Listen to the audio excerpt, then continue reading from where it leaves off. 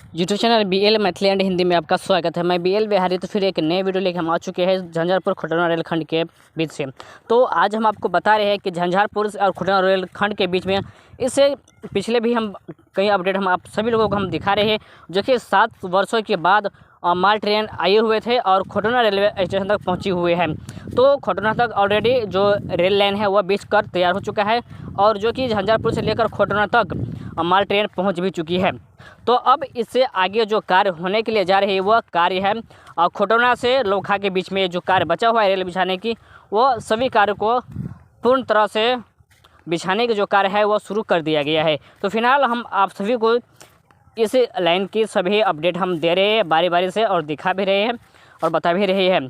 तो इसी रूट पर एक और खुशी की बात है कि इलेक्ट्रिफिकेशन पोल जो है वो वाचस्पति रेलवे स्टेशन तक, उससे आगे तक जो कि पोल करने की जो गड्ढा कोरा जाता है वो सब कार्य हो रहा है।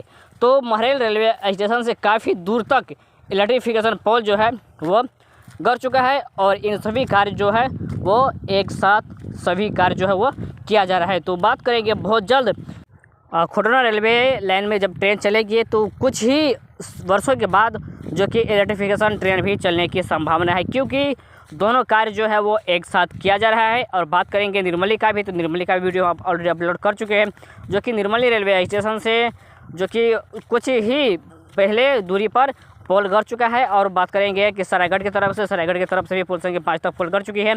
और बात करेंगे कि नेमुआ हाट से आगे भी यानी चिकना तक जो है वो इलेक्ट्रिफिकेशन वायरिंग के जो कार्य है वो हो रही है। तो इसी तरह की जानकारी हम आप सभी लोगों को हम दे रहे हैं और बता रहे हैं अपने चैनल के माध्यम से।